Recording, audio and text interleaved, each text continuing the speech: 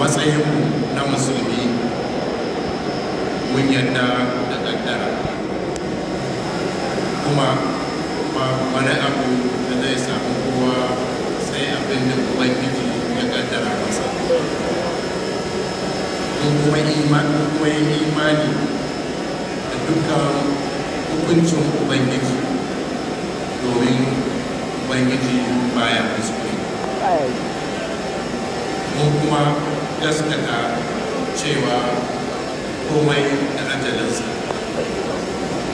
ba wani abu da zai kasance sai lokacin da Allah ya ake yayi. Allah mun gode maka saboda dimbin ni'imomi ka gare mu da kuma magabatanmu.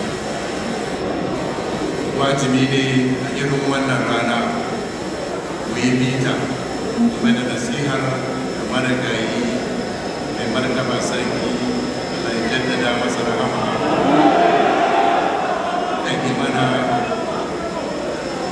mu da cewa mu dawwama da dogaro da Allah akan komai na rayuwa. Ya sha faɗakar da mu muhimmancin yin amfani da al'amura, haka kuma ya sha yi mana nasiha da yin biyayya da girmama shugabanni da kuma kyautatawa Allah sa kuma zama masu adalci da jama'a a kodiyarce. Ya gargaɗe mu da in mun kiyaye da haka ubangiji zai zama gatanmu a nan duniya da lahira. Alhamdulillah, yau ga shi cikin hikimar ubangiji ɗin nasihar da marigayi sarki ya yi ƙanana ta mana ta yi rana kuma ta haifar da ɗimbin alhairai a gare mu. Ya zama wannan ya zama wajibi a wannan rana mai cike da tarihi jawo hankalin al'umma cewa wajibi ne wa'azantu da tsoron Allah,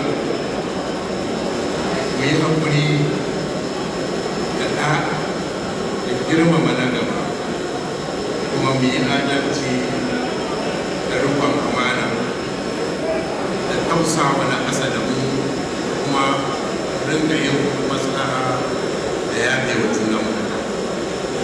Haka kuma muna kira da dukkan al'umma da 'yan uwa sauran jama'a a zauna lafiya da juna yadda za mu haɗu don kawo ci gaba da ƙaruwar arziki da wannan masarauta tamu mai albarka da jihar Kano da Najeriya baki ɗaya.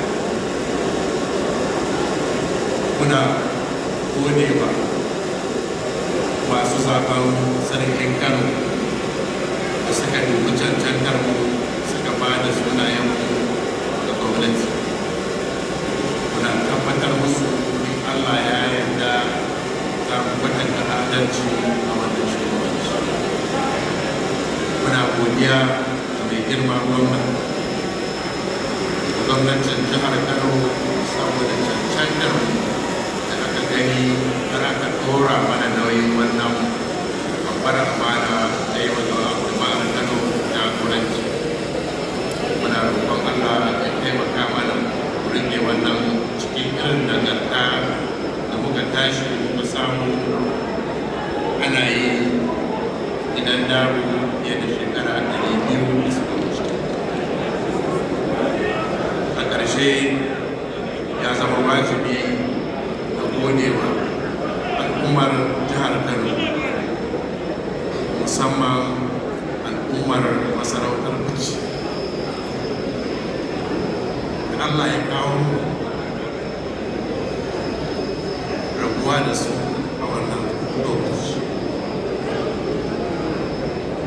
Gode musu da irin gudunmawar da suka ba mu a lokacin da suka ɗaga mu shugabanci.